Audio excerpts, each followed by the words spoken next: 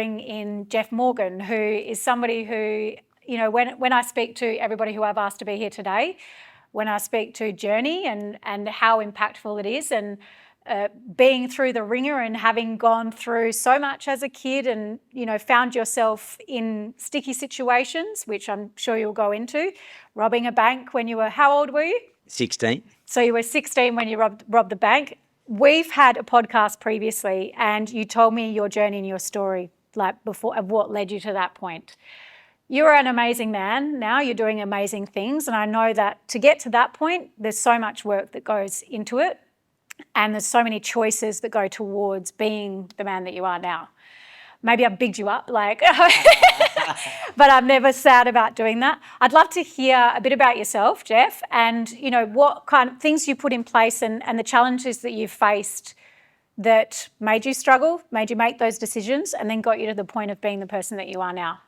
I suppose I'll share the story so everyone gets context to that. I grew up in one of Australia's most notorious street, Everleigh Street, Redfern, where running riots were normal with police. It was a badge of honour to go to jail. Drugs, alcohol, domestic violence was all normal. So we had the opportunity, obviously South Sydney Rabbitohs in the area. I played there as a kid. I was a talented athlete and represented our country at soccer and rugby league at that time. Went into South, but obviously had some bad habits, great intentions, bad habits. So I wasn't built. I didn't make bad choices. I look back on it now, it was uneducated choices. I didn't have the role models. Our role models were bank robbers or, you know, those doing crime. We were in the hustle and the grind, and I just went out and became a part of the community. And especially for me, our family's Aboriginal, so coming out of that stolen generation, we didn't have the internet, they didn't have the emotional intelligence or awareness how to deal with their emotions, and drugs, alcohol, domestic violence all became a normal part of that journey. I became one of those kids. I spent over 20 years in and out of custody.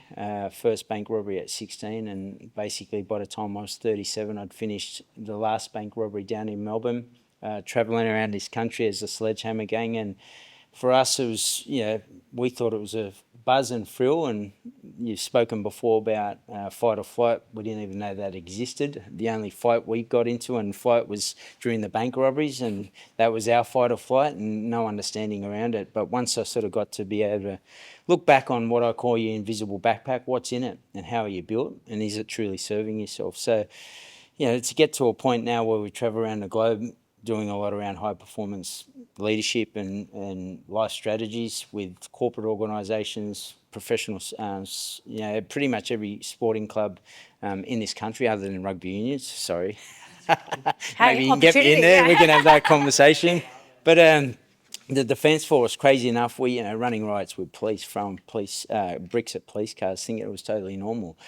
And then have the Defence Force reach out and obviously say, hey, we'd love for you to come and do what you do. So to be able to get to that point, how did that kid unpack where he was and who he became? And to go into your invisible backpack, I started to write out all these things when I was in custody and say, do you really enjoy this journey? What are you doing it for? What was it about? For us growing up, we had no skills. It was about money, the girls, the status and all of the above. So I asked myself, is that what you truly want? And then started to disconnect with who I was and who I really wanted to be.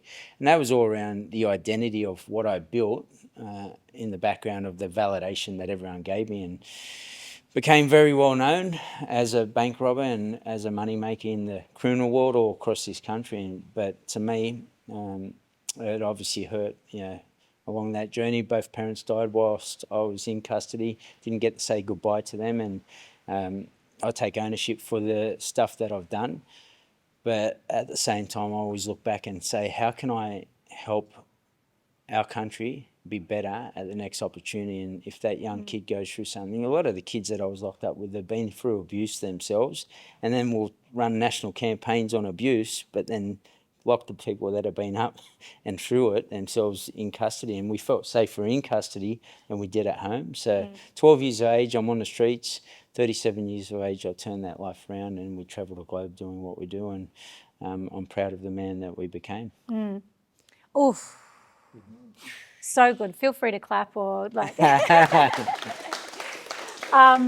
And, you know, that's why I asked you to be here today, Jeff, is that when we cross paths, like I've had you on the podcast previously, we've done another episode, because I know that, like a lot of people in this room, you're willing to grow. So you're a completely different person, I think, to the person that I met even 2 years ago. Absolutely. And that's something we all have in common, is our willingness and, our willingness to want to grow. And also what we have in common is wanting to help people as well. I'm going to leave it there with you, because I know that we could chat for a long time. You can actually listen to Jeff's podcast. It's coming up in the next couple of months. But thank you so much for sharing your journey and your story. If anybody has questions for Jeff when we go on, please feel free. But I really appreciate your input there. Absolutely. And thanks for being here. Keep crushing it. I'm proud of you. Thank you. I've just said, having heard your journey and your story, Jeff, around what it looked like going through that struggle when you didn't necessarily...